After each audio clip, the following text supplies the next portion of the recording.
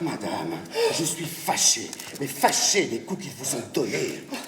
Cela n'est rien. Philosophe sait recevoir comme il faut les choses.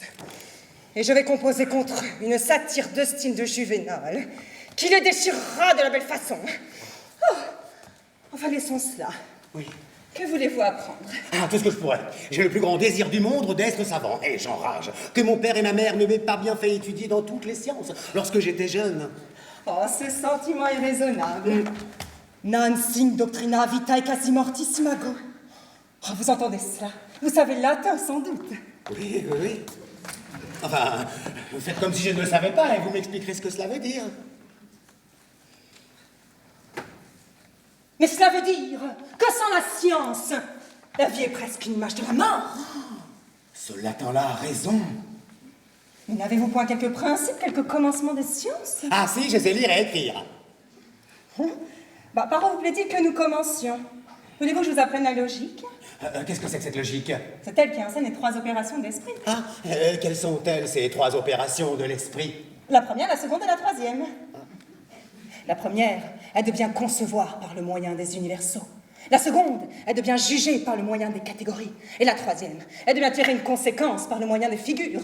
Barbara, Célaran, Dari, Ferriot, Baralipton. Non. Il y a de trop de mots rébarbatifs là-dedans. Cette logique ne me revient point. Apprenez-moi plutôt quelque chose qui soit plus joli. Voulez-vous que je vous apprenne la morale? La morale? Oui. Qu'est-ce que c'est que cette morale? Elle traite de la félicité, enseigne aux hommes à modérer leurs passions. Non, surtout pas. Laissons cela. Je suis bilieux comme tous les diables. Cette morale ne me revient à un point. Je souhaite me mettre en colère de tout mon sou quand il m'en prend l'envie. Est-ce la physique que vous voulez apprendre? Qu'est-ce qu'elle chante, cette physique? La physique est celle qui explique les principes des choses naturelles et les propriétés du corps. Qui discourt de la nature des éléments, des métaux, des minéraux, des pierres, des plantes et des animaux. Et nous enseigne les causes de tous les météores. L'arc-en-ciel, les feux volants, les comètes, les éclairs, le tonnerre, la foudre, la pluie, la neige, la grêle, les vents et les tourbillons. Oh non, il y a trop de tintamarre là-dedans, trop de brouillamini. Mais que voulez-vous donc que je vous apprenne? Apprenez-moi l'orthographe. Oh oui, très volontiers. Mais pour bien suivre votre pensée et traiter cette manière en philosophe, il faut commencer selon l'ordre des choses, par une exacte connaissance de la nature des lettres et de la différente manière de les prononcer toutes. Et là-dessus, j'ai à vous dire que les lettres sont divisées en voyelles. Ainsi dites voyelles parce qu'elles expriment les voix. Oui. Et en consonnes, ainsi appelées consonnes parce qu'elles... Les consonnes parce qu'elles sonnent les voyelles et ne font que marquer les diverses articulations des voix. Il y a 5 voyelles ou voix. A, E, I, O, U. Bon, j'entends tout cela. La voix A se forme en ouvrant fort la bouche.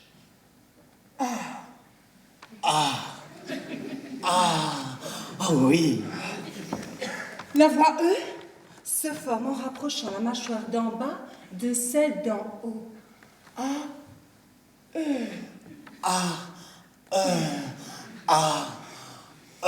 Oui, que c'est beau. Et la voix I en rapprochant encore davantage les mâchoires l'une de l'autre et écartant les 2 coins de la bouche vers les oreilles. A, E, I.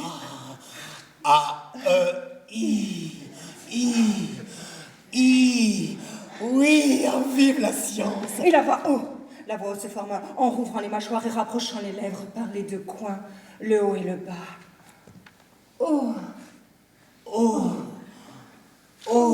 Il n'y a rien de plus juste. C'est admirable. L'ouverture de la bouche fait justement comme un petit rond qui représente un O. Vous avez raison.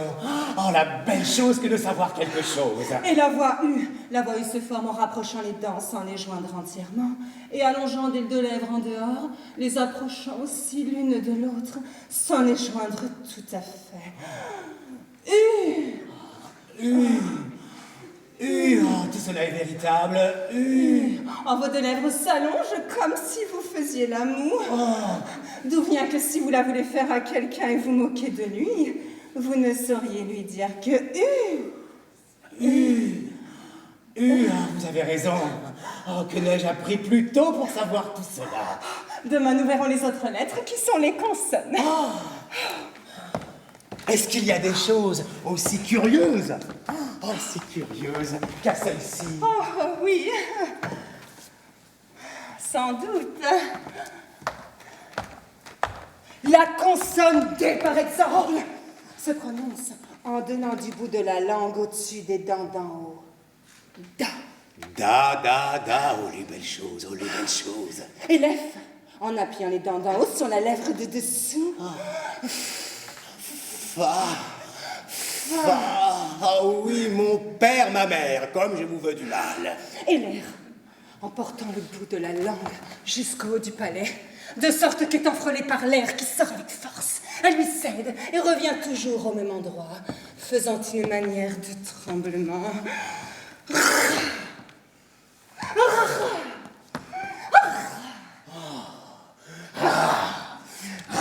Oh, la belle femme que vous êtes. Et quel de temps ai-je perdu?